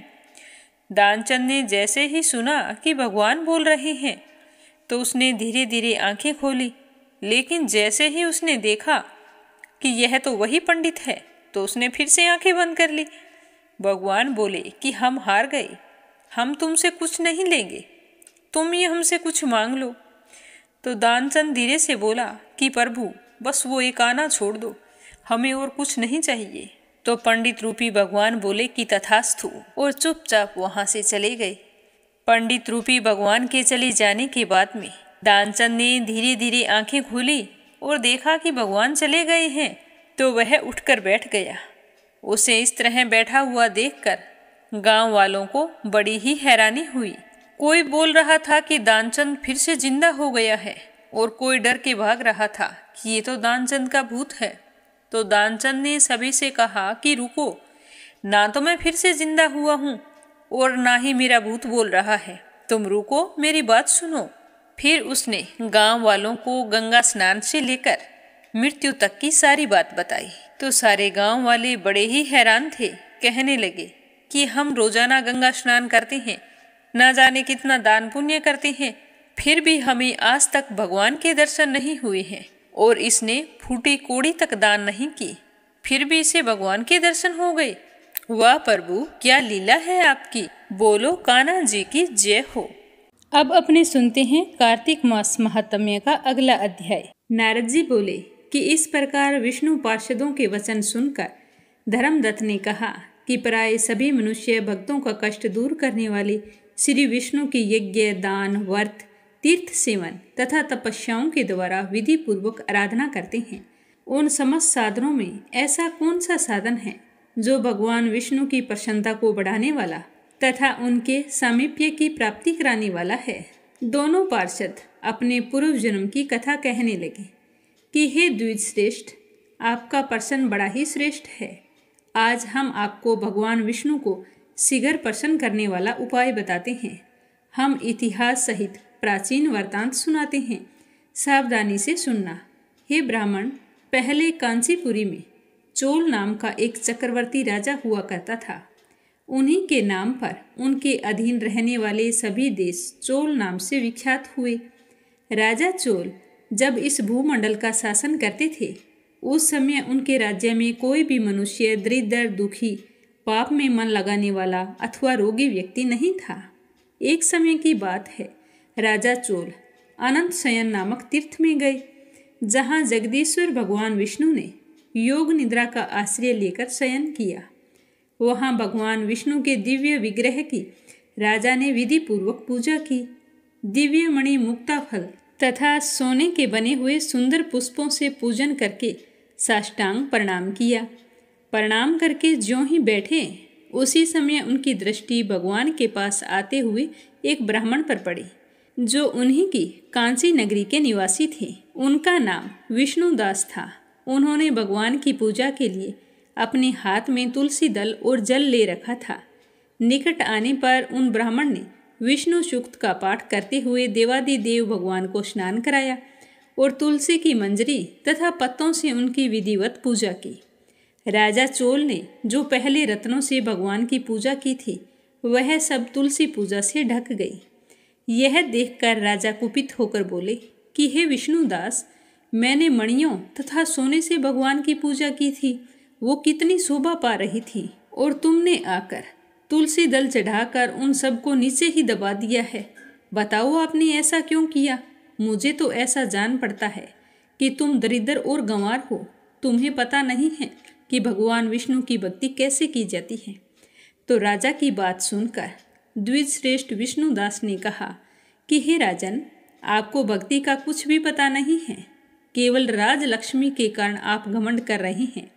बताइए, आज से पहले आपने कितने वैष्णव व्रतों का पालन किया है? तब नरपश्रेष्ठ राजा चोल ने हंसते हुए कहा कि तुम तो दरिद्र और निर्धन हो। तुम्हारी भगवान विष्णु में भक्ति ही कितनी है? तुमने भगवान विष्णु को संतुष्ट करने वाला कोई यज्ञ या दान कभी किया है? क्या कभी इससे पहले तुमने देव मंदिर बनवाया है?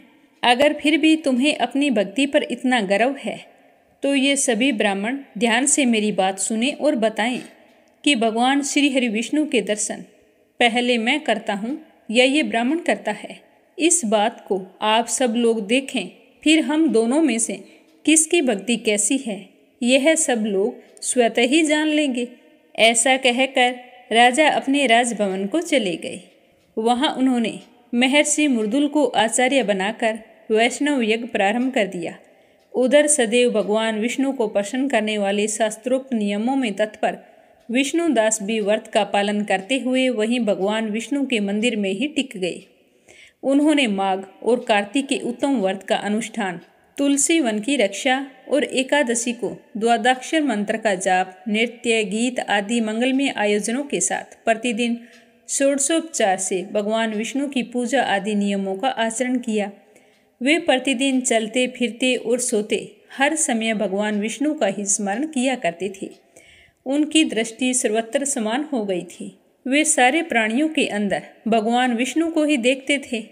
इस प्रकार राजा चोल और विष्णुदास दोनों ही भगवान लक्ष्मीपति की आराधना में संलग्न थे। दोनों अपने अपने वर्त में स्थित रहते और दोनों की संपूर्ण इंद्रियां तथा समस्त कर्म भगवान विष्णु को समर्पित हो चुके थे।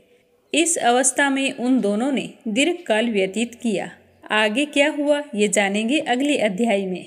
अब अपने सुनेंगे तुलसी माता की कहानी, जो कार्तिक के महीने सुननी बहुत ही जरूरी होती है। तो प्रेम से कहिए तुलसी माता की जय हो।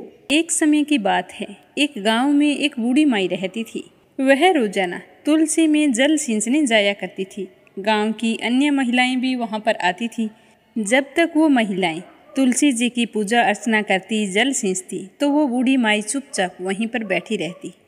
उन सभी के जाने के बाद में खड़ी होकर तुलसी में जल डालकर कहती कि हे तुलसी माता, सत की दाता, मैं बिरला सींचूं तेरा, तू करना निधार मेरा। पीताम्बर की धोती दे, मीठा मीठा ग्रास दे, बैकुंठ में वास दे, चटक की चाल दे, पटक की मोत दे, चंदन का काठ दे, रानी सराज दे, दाल भात का भोजन दे, 11 की मोत दे, अंत में कृष्ण जी का कंधा दे। तो यह सुनकर तुलसी माता तो सूखने लगी। तो एक दिन भगवान श्री कृष्ण ने पूछा कि हे तुलसी, तुम इस तरह सूख क्यों रही हो, क्या बात है? तो तुलसी माता कहने लगी कि एक बुढ़िया रोजाना आती है और मुझसे यह बात कह जाती है। मैं उसकी सारी बातों को पूरा कर दूंगी, लेकिन कृष्ण जी का कंधा कहाँ से लाऊंगी? तो भगवान कहने लगे कि जब वो मरेगी तो मैं अपने आप कंधा देने आ जाऊंगा, तुम बूढ़ी माई से कह देना। तो यह सुनकर तुलसी मैया फिर से हरी भरी हो गई। तो बुढ़िया तो रोजाना आती और वही बात कह जाती, पर अब तुलसी माता को कोई फिक्र नहीं थी। धीरे धीरे समय बीतता गया। एक दिन बुढ़िया की मौत हो गई। सारे लोग आए और जैसे ही बुढ़िया माई को संस्कार के लिए लेकर जाने लगे, तो वह बुढ़िया माई इतनी भारी हो गई कि किसी से भी उठाई नहीं जा रही थी। तो सारे कहने लगे कि इतना धर्म कर्म करती थी, फिर भी पता नहीं इसे किस जन्म का पाप लगा है जो इतनी भारी हो गई। अब इसका संस्कार कैसे होगा? पता नहीं इसने अपने पिछले जन्मों में कितने बुरे कर्म किए हैं जो इस जन्म में भुगत रही है। तभी भगवान जी वहाँ पर एक 12 वर्ष के बालक का रूप धारण करके आई और कहने लगे कि आप सारे एक तरफ हो जाओ, मुझे उठाने दो, क्या पता मैं उठा लूँ। तो सारे के सारे हंसने लगे कि तू तो बच्चा है, हम सारे गांव वाले नहीं उठा पाए तो तू कैसे उठाएगा? तो वहाँ पर एक वृद्ध ब्राह्मण बैठा था। उसने कहा कोई बात नहीं, बालक है, इसे भी देख लेने दो, क्या पता उठ जाए। तो उस बालक ने बुढ़िया के पास जाकर कान में कहा कि बूढ़ी माई, मन के निकाल ले, पीताम्बर की धोती ले, मीठा मीठा घास ले, बैकुंठ का बास ले, चटक की चाल ले, पटक की मोत ले, कृष्ण जी का कांधा ले। तो यह सुनते ही बुढ़िया माई तो हल्की हो गई और भगवान ने कंधा दिया और तुरंत उठाकर चल दिए। तो सारे गांव वाले हैरान हो गए। तो इस तरह बूढ़ी माई को मुक्ति मिल गई। हे तुलसी माता, जैसे आपने बुढ़िया माई को मुक्ति दी, वैसे ही सबको देना। अब अपने सुनते हैं लपसी और तपसी की कहानी। बोलो लपसी तपसी की जय हो। बहुत पुराने समय की बात है। एक गांव में एक ब्राह्मण परिवार रहा करता था। उसमें पति पत्नी के अलावा उनके 2 बच्चे थे। एक बेटा था, एक बेटी थी। ब्राह्मण दंपति बहुत ही सरल स्वभाव के थे। समय मिलने पर प्रभु का स्मरण किया करते थे। उनकी बेटी बहुत ही संस्कारी और सुशील थी, लेकिन उनका बेटा आवारा किस्म का था। वह कोई काम धाम नहीं करता और ना ही कभी अपने माँ बाप का कहना मानता था। समय के साथ दोनों बहन भाई बड़े हो गए। बहन की शादी कर दी गई, पर भाई का वही हाल था। उसके माँ बाप ने उसे समझाया कि बेटा, अब हम वृद्ध हो चले हैं, तुम कोई काम किया करो, लेकिन उस पर उनकी बातों का कोई असर नहीं होता था। तो एक दिन ब्राह्मणी अपने पति से कहने लगी कि स्वामी, आप बिल्कुल काम छोड़ दीजिए।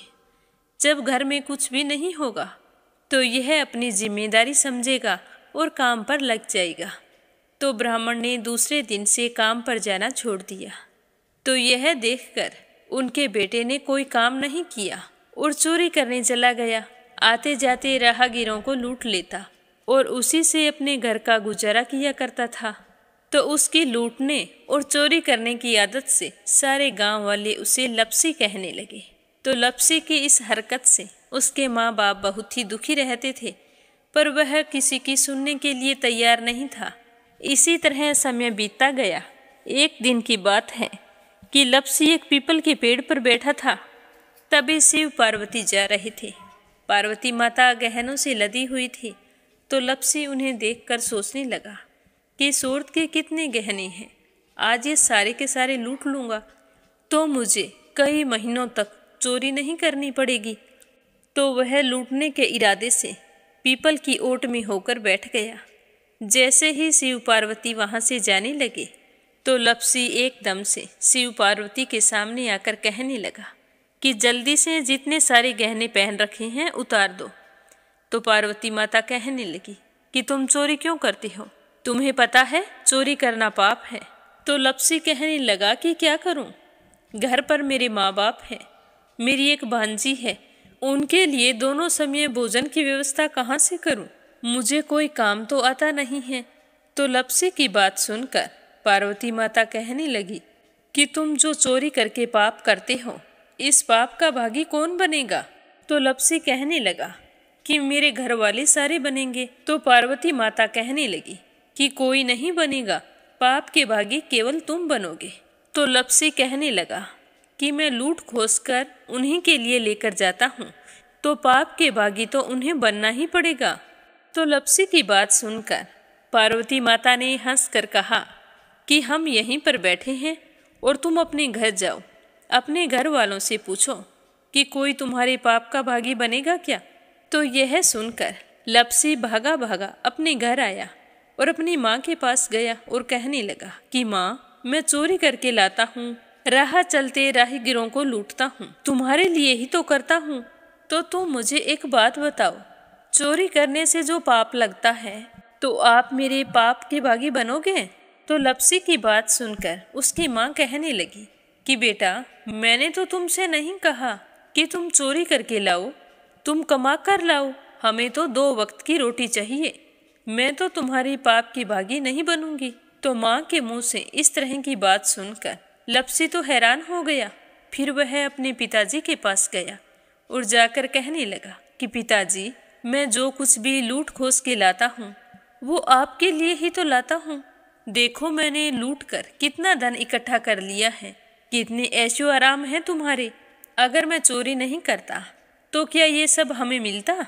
पिताजी, मैं तुमसे एक बात पूछता हूँ कि चोरी करने से पाप लगता है, तो उस पाप में आप मेरे भागीदार बनोगे क्या। तो लपसी की बात सुनकर उसके पिताजी कहने लगे कि बेटा, मैंने नहीं कहा कि तुम चोरी करके लाओ, तुम कमा कर लाओ, मैं तुम्हारे पाप का भागी नहीं बनूंगा। तो माँ बाप के मुंह से इस तरह की बात सुनकर वह बहुत ही उदास हुआ और सोचने लगा कि मैं कितने महीनों से चोरी कर रहा हूँ, ना जाने मुझ पर कितना पाप चढ़ गया है, और ये तो बोल रहे हैं कि पाप के भागी हम नहीं बनेंगे, तो अब क्या होगा। तो वह बड़े ही दुखी मन से शिव पार्वती से मिलने के लिए चल पड़ा। जैसे ही घर से बाहर निकलने लगा तो उसकी छोटी सी भांजी दरवाजे पर खेल रही थी। उसे पता नहीं था कि पाप पुण्य क्या होता है, तो वो कहने लगी कि मामा, पाप की भागी मैं बनूंगी। तो उसके इस तरह कहते ही लपसी ने उसे गोद में उठाया और चल पड़ा। शिवजी भगवान और पार्वती माता के पास जाकर कहने लगा कि घर वालों ने पाप का भागी बनने से मना कर दिया है और एक यही है जो पाप की भागी बनने को तैयार है। फिर लपसी बड़े ही दीन स्वर में कहने लगा कि हे भगवान, मैं समझ गया हूँ कि चोरी करना पाप है। आज तक जो मैंने काम किया वो बहुत ही गलत था, लेकिन अब मैं इसका प्रायश्चित करना चाहता हूँ। अब तुम ही बताओ, मुझे मेरे पापों से मुक्ति कैसे मिलेगी। तो उसकी बात सुनकर शिव पार्वती बहुत ही खुश हुए और लपसी को कच्चे सूत का एक छोटा सा गोला देते हुए कहा कि लपसी, ये सूत लो और इस पीपल के चारों ओर परिक्रमा लगाओ। जब यह सूत समाप्त हो जाएगा तब तुम्हारे सारे पाप नष्ट हो जाएंगे। तो यह सुनकर लपसी बहुत ही खुश हुआ। सोचने लगा कि छोटा सा गोला है, अभी लपेट कर घर चला जाऊंगा, उसके बाद में कभी कोई पाप नहीं करूंगा। फिर उसने अपनी बांजी को कंधे पर बैठाया और पीपल की परिक्रमा लगानी शुरू कर दी। अब भगवान का वह सूत खत्म कहाँ होने वाला था। लपसी चक्कर लगाता गया पर वह सूत खत्म नहीं हुआ। चक्कर लगाते लगाते 1 महीने, 6 महीने, साल, पूरे 12 साल बीत गए, पर वह सूत खत्म नहीं हुआ। 12 साल बाद एक बार फिर शिव पार्वती जी वहाँ से गुजर रहे थे, तो पार्वती माता ने कहा कि स्वामी चलो लपसी को चलकर देखते हैं। तो शिव जी कहने लगे, वो चोरी करने वाला, लूटने वाला कब का चला गया होगा। तो पार्वती माता कहने लगी कि नहीं स्वामी, चलकर देखने में क्या जाता है, चलो एक बार देखते हैं। तो शिव पार्वती जी जैसे ही पीपल वृक्ष के पास आए तो देखा कि लपसी तो अब भी चक्कर लगा रहा है। वहाँ चारों ओर गहरी खाई हो गई है और लपसी की बड़ी बड़ी दाढ़ी, मूंछें, नाखून बढ़ गए हैं। तो यह देखकर पार्वती माता ने कहा कि देखो स्वामी, आप तो कह रहे थे कि वो कब का ही चला गया, देखो इसके मन में सच्ची भक्ति है। तो पार्वती की बात सुनकर शिवजी ने कहा कि चलो अभी देख लेता हूँ। तो यह कहकर शिवजी ने एक सोने का कड़ा लपसी के आगे फेंक दिया। तो लपसी ने झट से उसके ऊपर पैर कर लिया। फिर अचानक से उसका ध्यान शिव पार्वती जी की ओर गया, तो वो हाथ जोड़कर कहने लगा कि भगवान, अब तो मेरे पाप समाप्त हो गए होंगे, आप मुझे यहाँ से जाने की आज्ञा दीजिए, आपका यह सूत अभी तक खत्म नहीं हुआ है।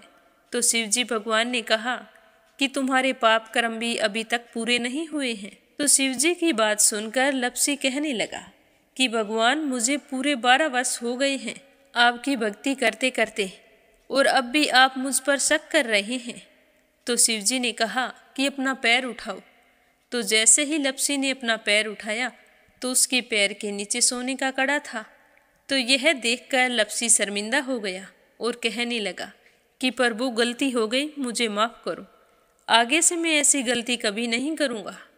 तो शिवजी कहने लगे कि नहीं लपसी, तुम्हारा पाप ऐसे पूरा नहीं हो सकता, अब तुम्हें 12 वर्ष तक और इसी तरह परिक्रमा करनी होगी, उसी के बाद तुम्हारे पाप समाप्त होंगे। यह कहकर शिव पार्वती वहाँ से चले गए और वह फिर से पीपल के पेड़ की परिक्रमा करता रहा। करते करते 12 साल बीत गए। 12 साल बाद में शिव पार्वती जी वहाँ पर आए तो उन्होंने देखा कि आज भी वो वहीं पर चक्कर लगा रहा है। तो शिव जी ने फिर उसके सामने सोने की अंगूठी फेंकी, पर उसने कोई ध्यान नहीं दिया।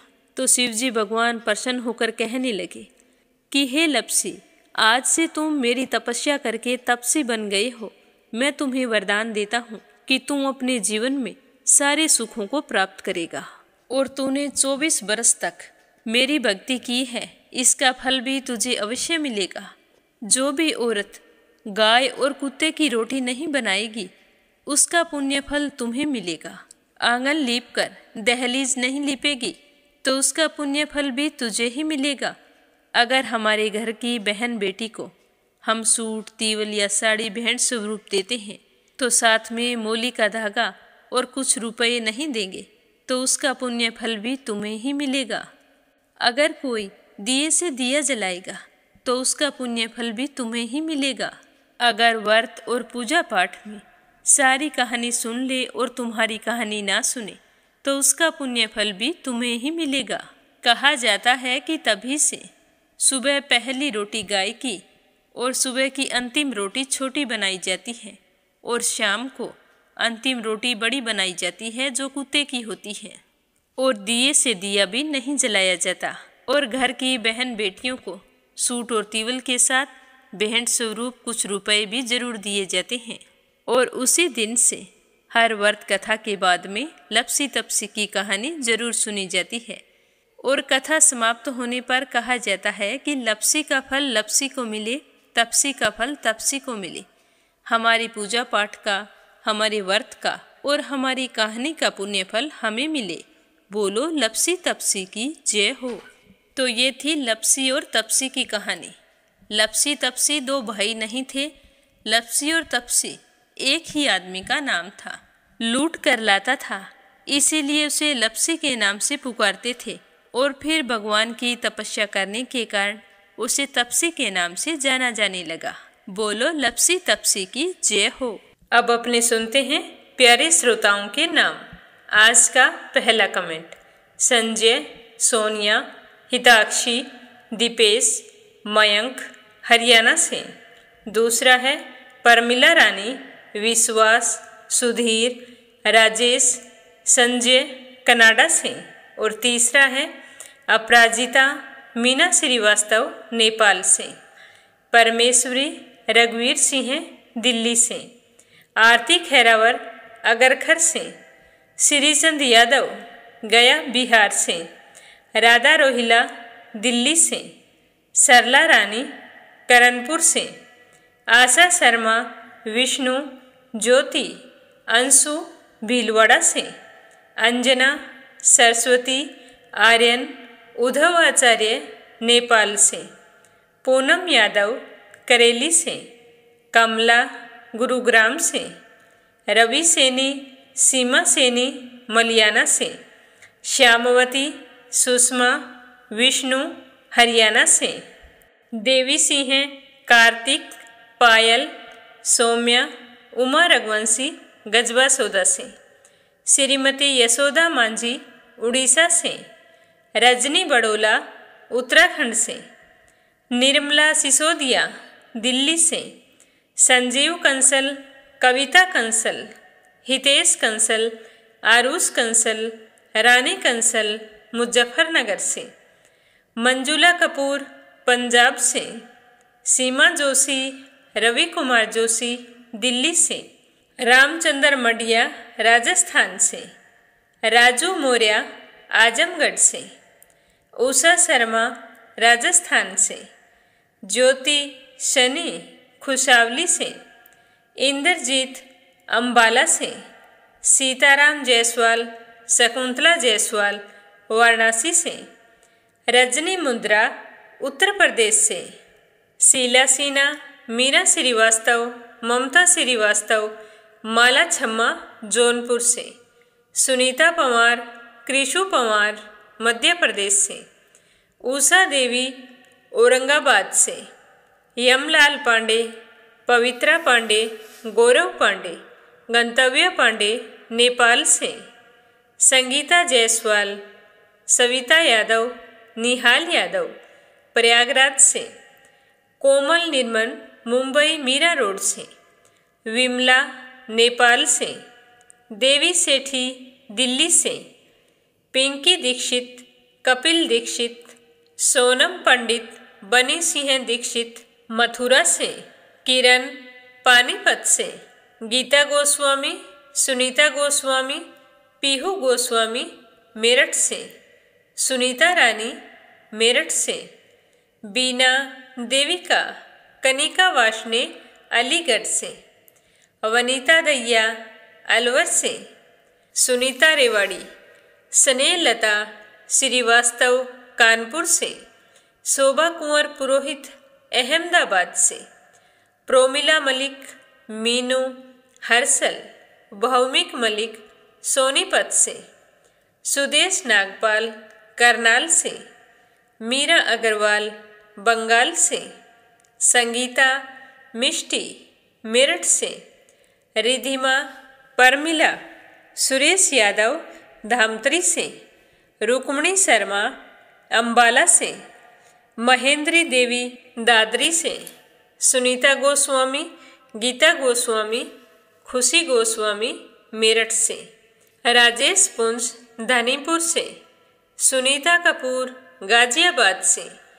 हिमा कोहली, तन्वी कोहली, पूर्वा मेरठ से। इंदिरा रावत, मोहित रावत, कमला देवी भीलवाड़ा से।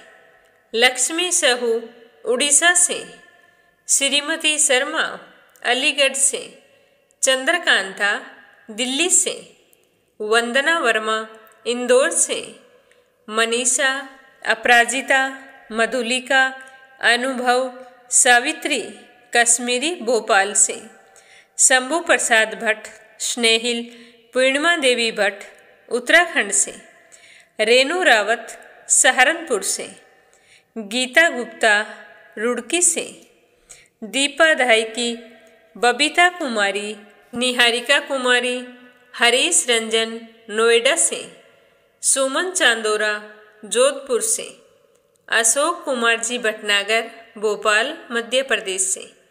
निर्मला रीता शर्मा पंजाब से, शांताबेन वाघेला गुजरात के मंडल से, नंदा पांडुरंग पुजारी ब्रह्मपुरी महाराष्ट्र से, सौम्या रुद्राक्ष सपना पवन चंद्रकांता, हनुमान प्रसाद पटेल, विनीता, अमित, नन्नू, संजय, पूजा, कार्तिक, ग्रीक, संदीप, सुमन, पीनू, तान्या और टाइगर।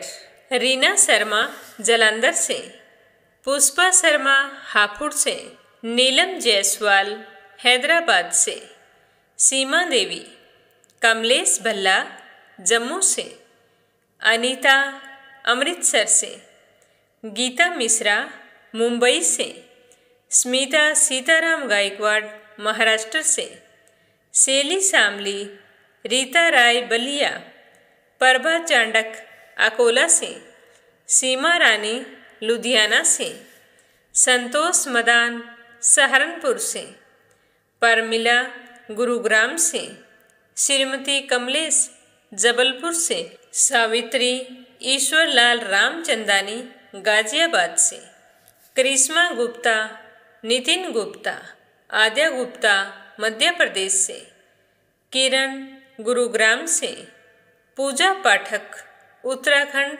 देहरादून कोशानी से, राधा रानी बिश्नोई राजस्थान से, राधिका मिश्रा, जानवी मिश्रा, सचिन मिश्रा, सोनम मिश्रा, गौरी मिश्रा, सीता मिश्रा बाराबंकी से, कमलेश लाल रुड़की से, पुष्पा चंदर बेंगलुरु से, रमा शर्मा पंजाब से, नंदिनी। आप सभी श्रोताओं का बहुत बहुत धन्यवाद। मंगल कामना के साथ ओम नमः शिवाय। हर हर महादेव।